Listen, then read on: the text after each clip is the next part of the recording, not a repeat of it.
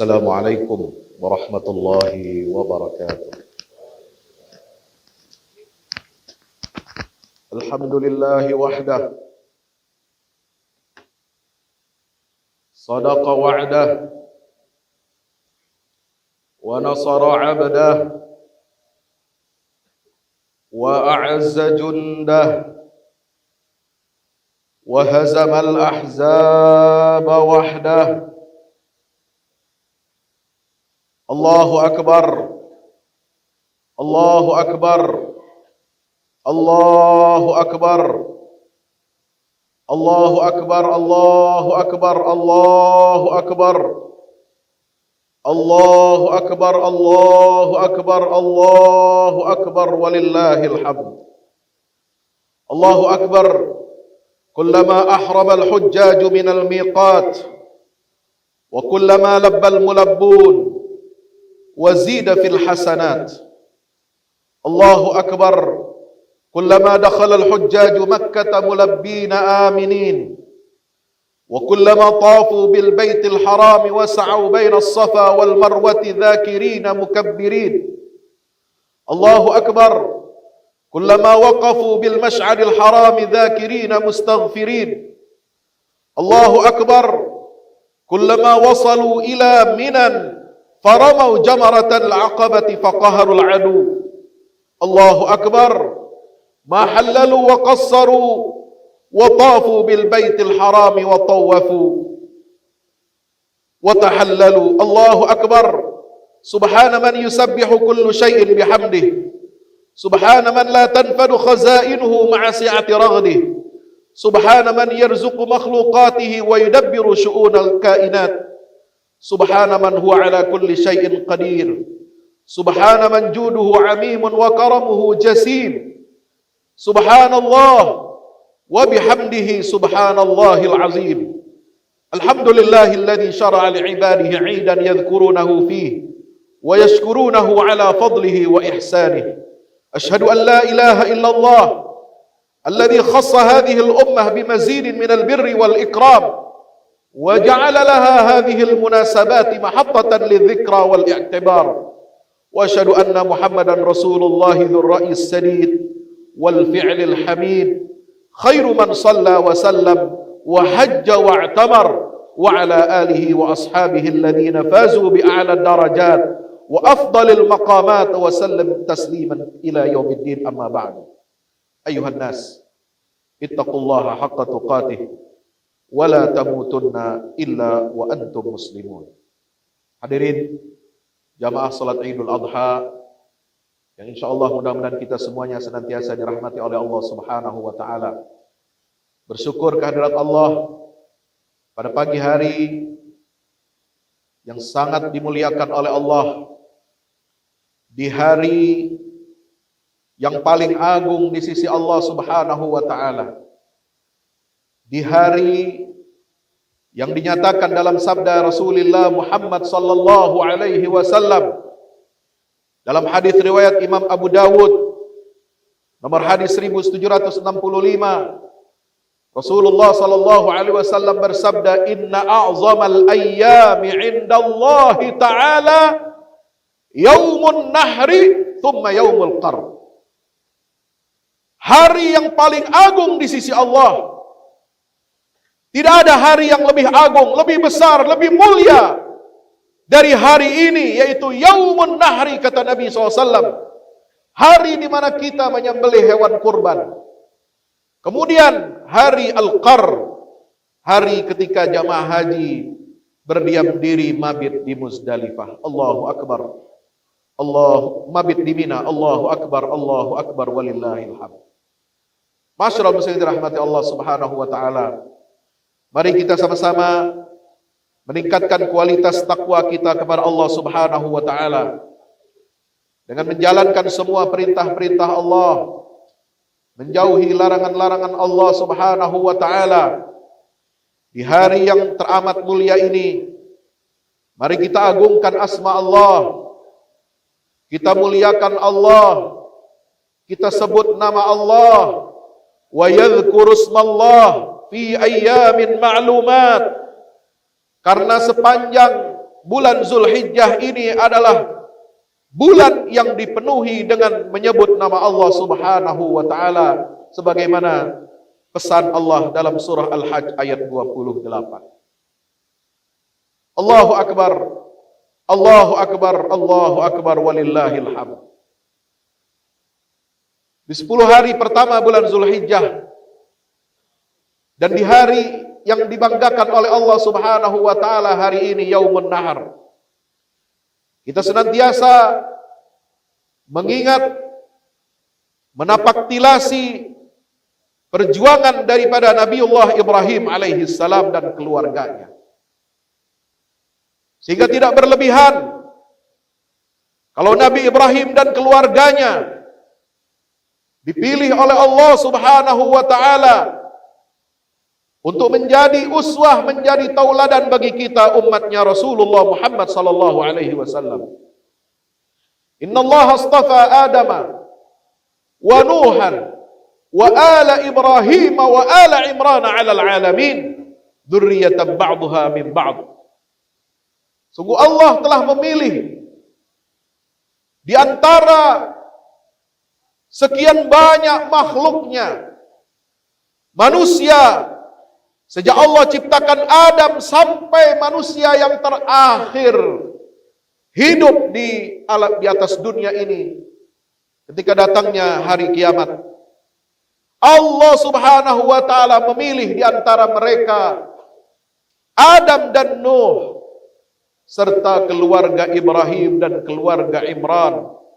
Mereka adalah orang-orang yang dipilih dan diunggulkan di atas seluruh makhluk ciptaan Allah Subhanahu wa taala.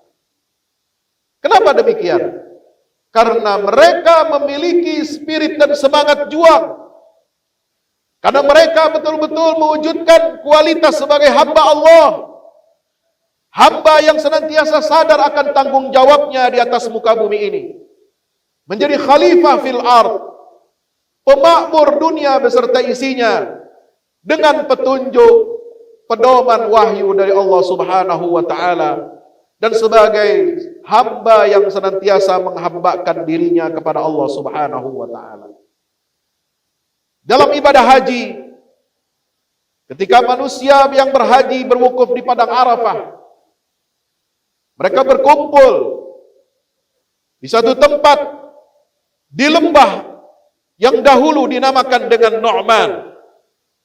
Sebagaimana hadis diriwayatkan oleh Imam Sayyidina Abdullah bin Abbas radhiyallahu anhu, bahwa seluruh manusia sejak awal dia diciptakan, ditiupkan ruhnya oleh Allah, mereka semua dikumpulkan di Nu'man, yaitu di Arafah, tempat kita mengenal Allah, tempat kita ditatar untuk bertauhid kepada Allah Subhanahu wa taala. Itulah titik nol tauhid di Nu'man, di Arafah. Sebagaimana firman Allah Subhanahu wa taala surah Al-A'raf ayat 172, "Wa idz akhadha rabbuka min bani adama min zuhurihim dzurriyyatahum wa ashhadahum ala anfusihim alastu bi rabbikum qalu bala syahidna." Ingatlah ketika Tuhanmu mengambil janji dan sumpah setia dari setiap anak-anak Adam yang lahir ke atas muka bumi ini.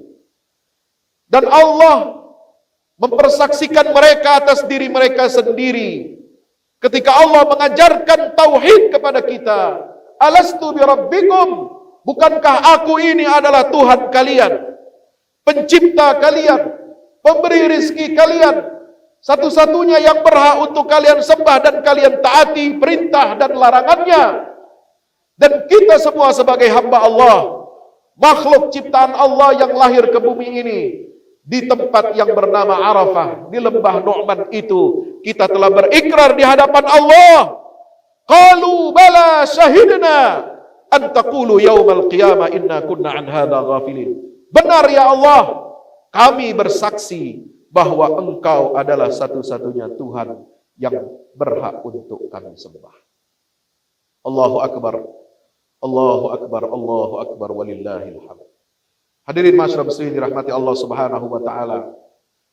Berapa banyak pelajaran dari Nabi Ibrahim ini di dalam Al-Qur'an. Dari sekian banyak ayat Al-Qur'an yang berbicara tentang Nabi Ibrahim, Tidak kurang 197 ayat di dalam Al-Quran. Yang tersebar di banyak surah Al-Quran, baik itu surah Makkiyah maupun surah Madaniyah. Apa saja pelajaran yang bisa kita ambil dari Nabi Ibrahim alaihissalam dan keluarganya? Pelajaran yang pertama, tidak ada basa-basi dan kompromi dalam masalah akidah meskipun kepada kerabat kita yang terdekat. Nabi Ibrahim mengajarkan kepada kita untuk tegas, berterus terang dengan kebenaran, tidak menyembunyikan al-haq, tidak menyembunyikan fakta kebenaran dari Allah Subhanahu wa taala.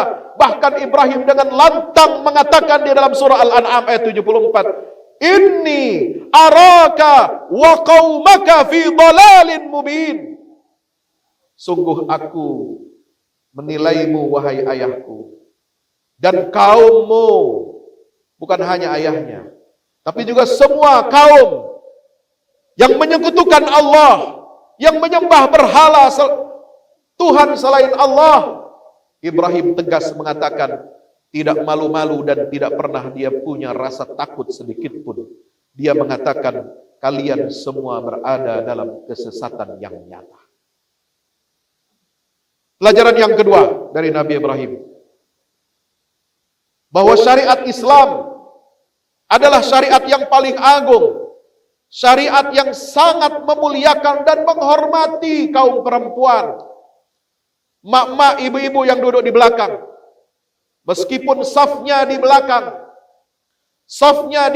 laki-laki dewasa yang merdeka, itu bukan berarti dengan posisi saf mereka di belakang laki-laki dewasa, itu berarti menunjukkan mereka adalah warga kelas 2 atau berada di bawah dominasi laki-laki. Tidak. Ini ada sebuah pengaturan dari Nabi SAW. Bagaimana adab kita ketika sholat, adab kita menghadiri acara-acara hari besar agama Islam. Bukan untuk mendikotomi, bukan untuk mendiskriminasi kaum perempuan, tetapi untuk menyatakan bahwa kita harus tunduk kepada aturan Allah dan syariat yang dibawa oleh Nabi kita Muhammad SAW. Bukan Islam kalau ada yang mengajarkan saf perempuan sejajar bercampur dengan laki-laki sebagaimana diklaim sebagai mazhab Soekarno. Lihatlah bagaimana Al-Quran mencatat kemuliaan istri daripada Nabi Ibrahim alaihissalam, yaitu Hajar, yang mengandung dan melahirkan putra pertama Ibrahim, Ismail. Usaha Siti Hajar yang berlari-lari kecil di antara Bukit Safa dan Marwa 7 kali berulang, kemudian diabadikan oleh Allah, dijadikan oleh Allah sebagai salah satu rukun daripada rukun haji dan umrah. Adakah kedudukan perempuan yang lebih mulia daripada kedudukan seperti Hajar?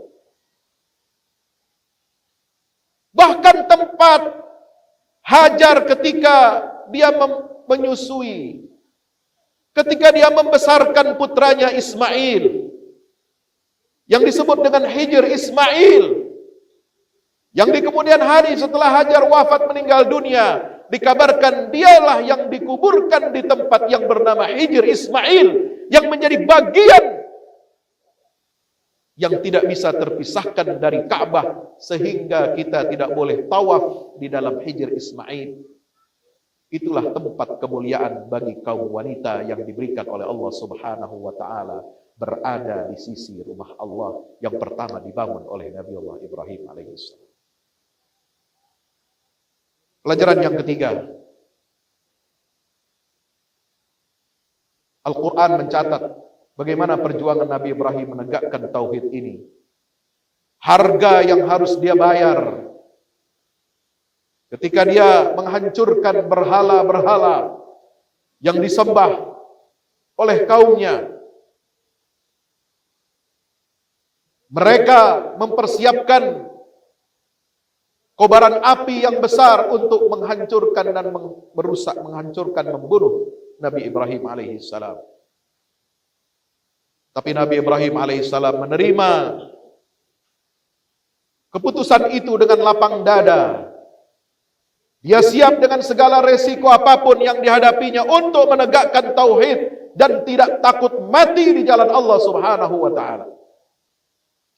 Sehingga Nabi SAW mengabarkan kepada kita ucapan terakhir Ibrahim alaihissalam sebelum dia dijerumuskan, dimasukkan ke dalam kobaran api yang besar. Nabi SAW sebagaimana diriwayatkan oleh Abdullah bin Abbas berkata, "Kana akhiru qauli Ibrahim hina ulqiya fin nar, hasbiyallahu wa ni'mal wakil." Ibrahim berkata, berdoa kepada Allah, "Cukuplah untukku Allah, dan dia adalah sebaik-baik wakil yang akan mengurus semua urusan-urusanku." Cukuplah untuk kita Allah. Kalau ada yang ingin menghadang umat Islam, kalau ada yang anti dan Islamofobia terhadap kaum muslimin, kita serahkan urusan mereka kepada Allah dengan kita mengucapkan hasbunallahu wa ni'mal wakil.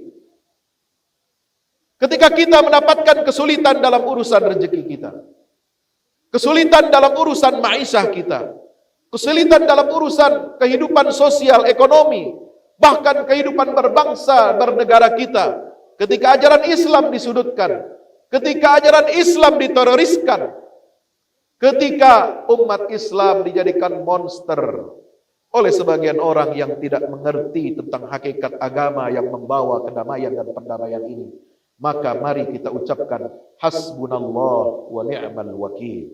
Dialah pemilik agama ini, dialah pemilik umat Islam, dialah pemilik dunia dengan seluruh isinya, dan dialah Allah Subhanahu wa taala yang berjanji di dalam Al-Qur'an, "Wallazi arsala rasulahu bil huda wa dinil haqq liyuzhirahu 'ala ad-dini kullihi wa kafa billahi syahida."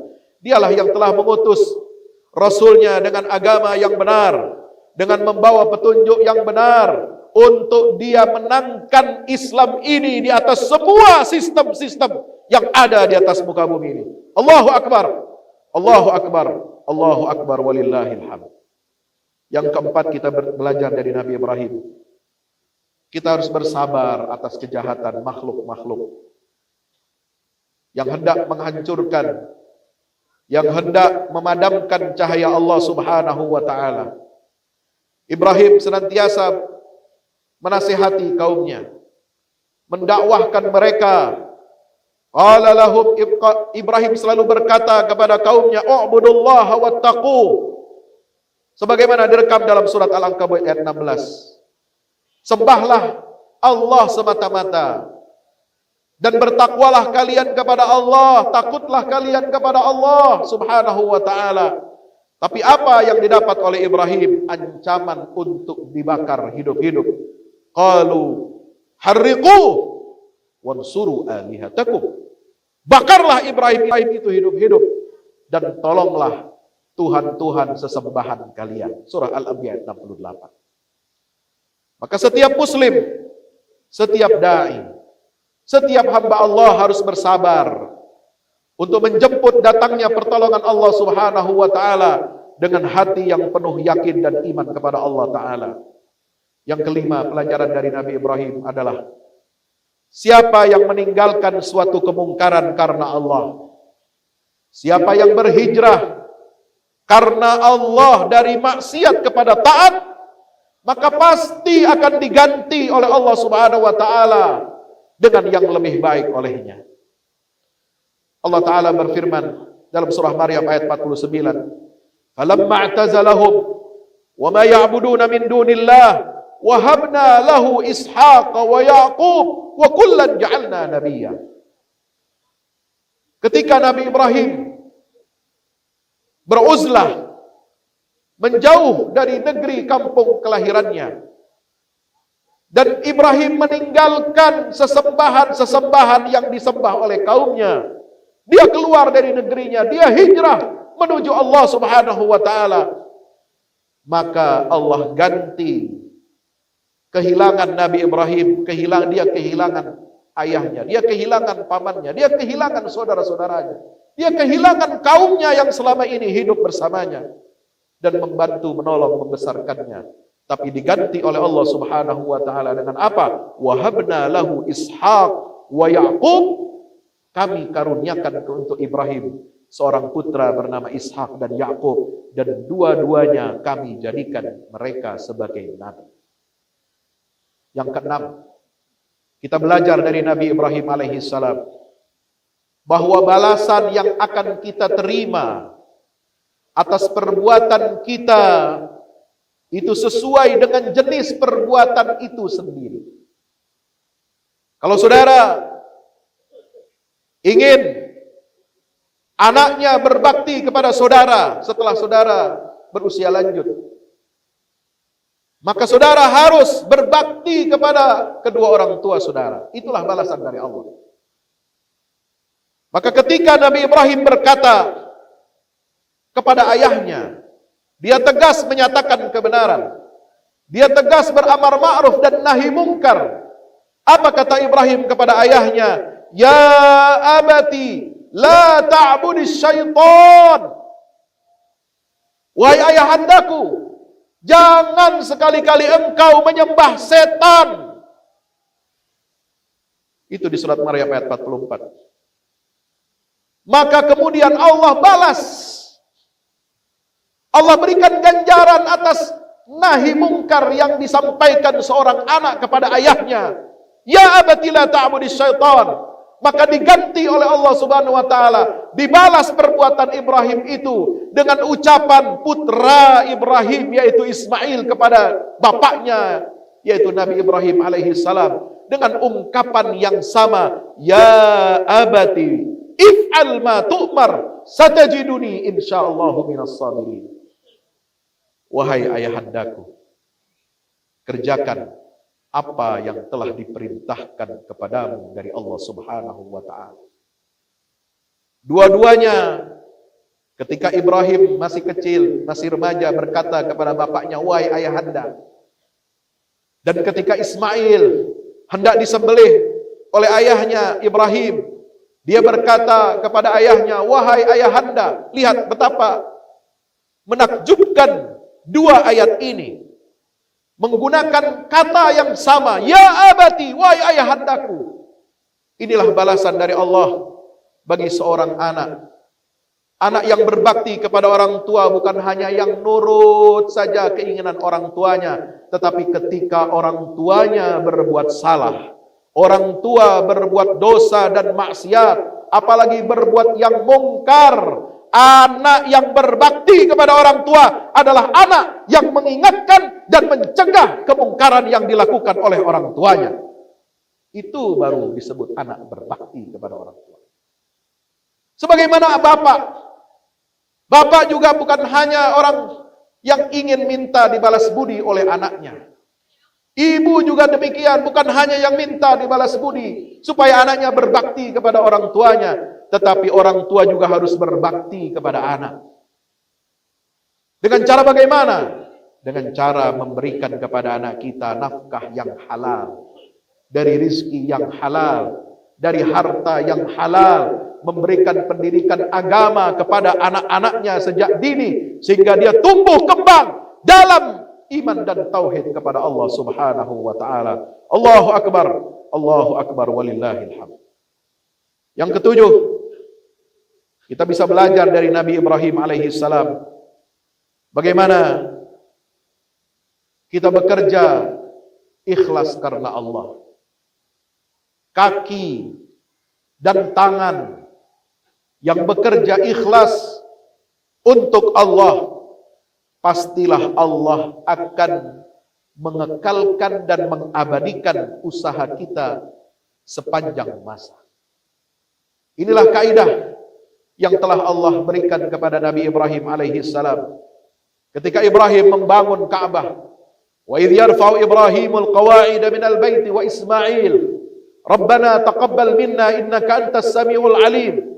Ketika Ibrahim dan putranya Ismail membangun dan meninggikan Ka'bah sebagai pondasi bagi rumah Allah, pusat bagi seluruh manusia untuk menghadap kepada Allah Subhanahu wa taala. Allah jadikan tempat berpijaknya kaki Nabi Ibrahim untuk meninggikan pondasi Ka'bah dijadikan tempat yang abadi dan dikenang oleh kita sampai hari ini. Kita diperintahkan oleh Nabi SAW setelah selesai kita tawaf mengelilingi Ka'bah 7 kali putaran, sebelum kita sa'i antara Safa dan Marwa, kita diperintahkan oleh Nabi untuk salat di makam Ibrahim sebagaimana perintah Allah, wattakhidhu mim maqami Ibrahim musalla. Jadikanlah tempat makamnya Ibrahim, pijakan kakinya Ibrahim ketika dia membangun Ka'bah, maka kalian harus jadikan makam Ibrahim itu sebagai tempat kalian untuk salat menghadap Allah Subhanahu wa taala. Inilah kaki dan tangan yang bekerja ikhlas karena Allah Subhanahu wa taala. Yang kedelapan, jamaah yang dimuliakan Allah Subhanahu wa taala. Kita belajar dari Nabi Ibrahim alaihi salam untuk senantiasa kita membangun kebaikan-kebaikan di dunia, berkontribusi aktif untuk membangun kebaikan-kebaikan untuk agama Allah. Apakah membangun rumah ibadah? Apakah membantu fakir miskin? Apakah membantu pembangunan Islamic Center untuk kepentingan umat Islam, baik di daerah yang minoritas muslim maupun di yang daerah mayoritas muslim, untuk mengajarkan Al-Quran, mengajarkan sunnah Nabi SAW, untuk menegakkan aturan-aturan Allah Ta'ala. Ketika kita membangun kebaikan-kebaikan itu di dunia, maka Allah pasti akan bangunkan untuk kita keberkahan dan kemuliaan tempat kembali kita di akhirat. Nabi Ibrahim membangun Ka'bah, maka dilihatlah oleh Nabi SAW. Beliau Ibrahim dilihat, disaksikan oleh Rasulullah SAW ketika Isra dan Mi'raj.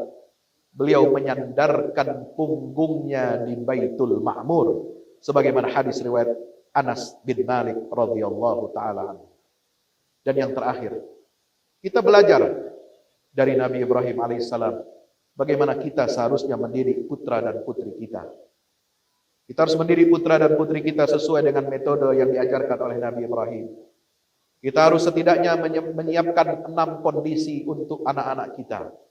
Sebagaimana yang tadi saya baca ketika sholat di rakaat yang pertama. Doa Nabi Ibrahim, Rabbi habli hukma walhidni bisalihin, dari ayat 83 surah Asy-Syu'ara sampai ayat 89, itu menyiratkan 6 metode yang ditempuh oleh Nabi Ibrahim untuk mendidik putranya Ismail sehingga dia menjadi putra yang patuh kepada Allah, taat kepada perintah Allah. Dia mengatakan, ya abatif alma tu'mar satajri insyaallah bisabir.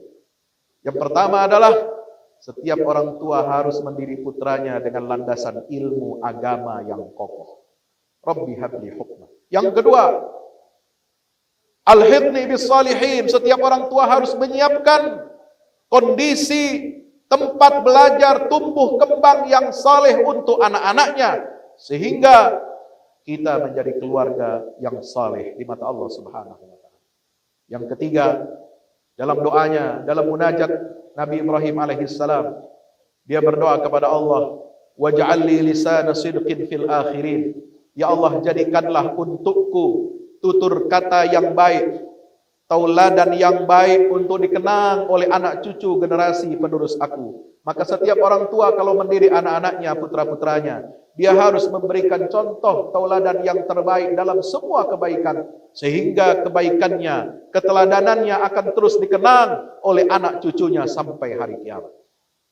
Yang keempat, setiap orang tua harus memiliki visi. Bagaimana dia mendidik keluarganya, mendidik anak istrinya, agar apa? Memiliki visi bisa masuk surga sekeluarga. Itulah doa munajat Nabi Ibrahim alaihissalam. Waj'alni min warathati jannatin na'im. Yang kelima, Nabi Ibrahim mengajarkan kepada anak-anaknya untuk berbakti kepada orang tua. Dengan cara bagaimana? mendoakan orang tua kita yang sudah tiada. Mendoakan orang tua kita yang masih hidup tapi dalam keadaan maksiat, dalam keadaan kufur kepada Allah, agar Allah berikan mereka hidayah. Itulah doa Nabi Ibrahim, waghfir li abi innahu kana minadh-dhalin. Dan yang keenam metode pendidikan keluarga dari Nabi Ibrahim alaihissalam adalah orang tua harus memiliki visi membahagiakan, mensejahterakan keluarganya, bukan hanya di dunia, tapi juga sampai nanti di akhirat. Orang tua harus bertanggung jawab untuk memberikan kesejahteraan buat anak-anaknya. Dengan bagaimana? Mendidik mereka dengan iman dan Islam, mendidik mereka dengan tauhid, mendidik mereka agar menegakkan sholat 5 waktu, mendidik mereka akan mematuhi perintah-perintah Allah dan menjauhi larangan-larangan Allah.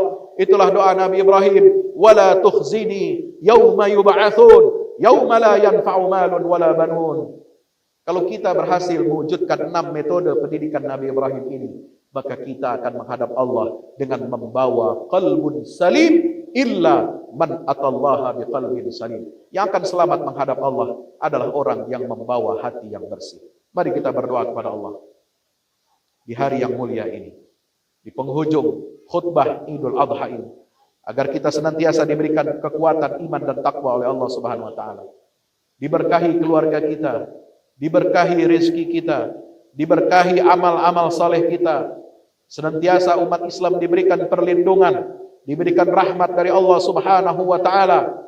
Kita doakan para pemimpin-pemimpin kita, para ulama-ulama kita, agar senantiasa diberikan petunjuk oleh Allah ke jalan yang lurus, jalan yang benar, jalan yang hak, berterus terang dengan kebenaran, berani untuk amar ma'ruf dan nahi mungkar dimanapun dan kapanpun. Dan mudah-mudahan kita semua menjadi khairu ummatin ukhrijat linnas. Alhamdulillahi rabbil alamin. Allahumma salli ala Muhammad wa ala ali Muhammad. Allahumma salli ala Muhammad wa ala ali Muhammad kama sallaita ala Ibrahim wa ala ali Ibrahim fil alamin innaka Hamidum Majid.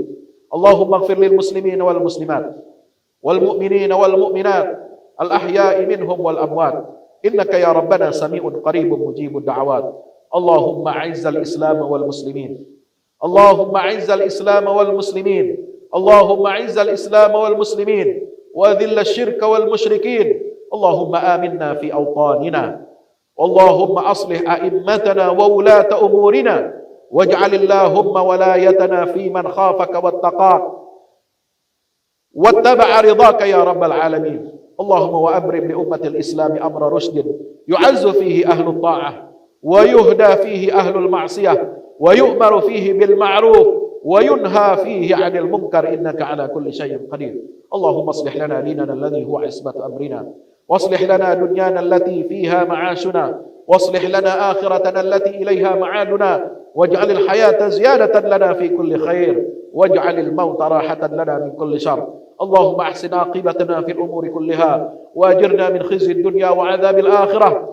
اللهم وفقنا للتوبة والإنابة وافتح لنا أبواب القبول والإجابة اللهم تقبل طاعاتنا ودعاءنا وأصلح أعمالنا وكفر عنا سيئاتنا وتب علينا واغفر لنا وارحمنا يا أرحم الراحمين على الله توكلنا ربنا لا تجعلنا فتنة للقوم الظالمين ربنا آتنا في الدنيا حسنة وفي الآخرة حسنة وقنا عذاب النار وصلى الله على عبدك ورسولك محمد وعلى آله وصحبه وسلم والحمد لله رب العالمين الله أكبر الله أكبر الله لا إله إلا الله والله أكبر الله أكبر ولله الحمد كل عام وأنتم بخير.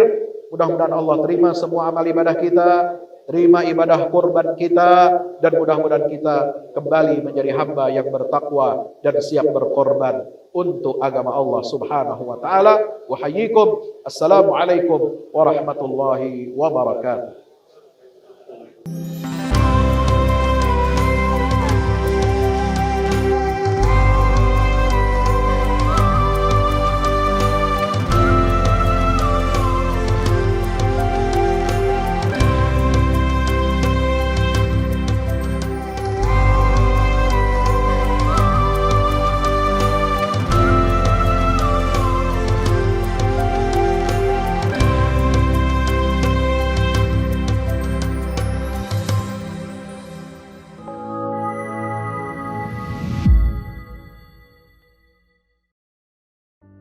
Assalamualaikum warahmatullahi wabarakatuh.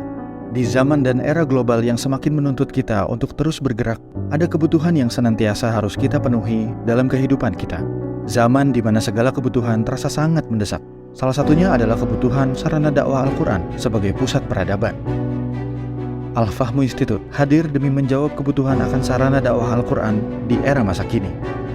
Kami melihat latar belakang yang ada untuk menjawab tuntutan seperti kebutuhan sarana dakwah Al-Quran yang meningkat di ibu kota, kebutuhan akan pusat pembibitan hafiz Al-Quran, kebutuhan pusat pengkajian Al-Quran, kebutuhan akan pusat dakwah kreatif berbasis Al-Quran, kebutuhan sarana media perekat umat Islam, ibu kota dan Indonesia, juga kebutuhan akan adanya sarana pusat kaderisasi guru tahfiz dan mufasir di ibu kota. Yayasan Al-Fahmu International Indonesia sedang membangun gedung pusat dakwah Quran yang berlokasi di Jalan Pengukiran 3, Pekojan, Tambora, Jakarta Barat. Gedung pusat dakwah Quran ini insya Allah akan menjawab tantangan dan kebutuhan akan sarana dakwah Al-Quran yang ada, seperti yang digagas oleh Direktur Al-Fahmu Institute, Kiai Haji Fahmi Salim MA, yaitu tugas peradaban kita semua adalah untuk berperan dalam menerjemahkan cetak biru peradaban, yaitu Al-Quran, dalam dunia nyata. Kami mengajak jamaah semua untuk ikut dalam perdagangan yang tidak merugi ini, sebagaimana yang disampaikan dalam Al-Quran Surat Fatir ayat 29-30, yang artinya, sesungguhnya orang-orang yang selalu membaca kitab Allah dan mendirikan sholat, dan menafkahkan sebahagian dari rezeki yang kami anugerahkan kepada mereka, dengan diam-diam atau terang-terangan, mereka itu mengharapkan perniagaan yang tidak akan merugi, agar Allah menyempurnakan kepada mereka pahala mereka, dan menambah kepada mereka dari karunia-Nya. Sesungguhnya Allah Maha Pengampun lagi Maha Mensyukuri. Gedung Pusat Dakwah Quran Al-Fahmu Institute terdiri dari 4 lantai, di mana di lantai 1 terdapat Masjid Quran Mulia, dan di setiap lantainya insya Allah diperuntukkan demi berlangsungnya tugas mulia dalam perjuangan dakwah Al-Quran.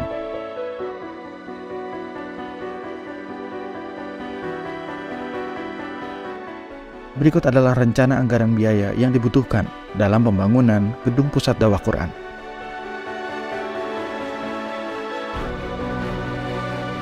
Dalam kesempatan yang mulia ini, kami mengajak jamaah semua untuk ikut dalam gerakan sedekah Lailatul Qadar di setiap malam ganjil di bulan Ramadan.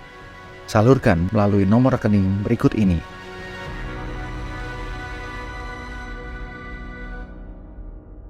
Al-Fahmu Institute, bahagiakan Indonesia dengan dakwah Quran.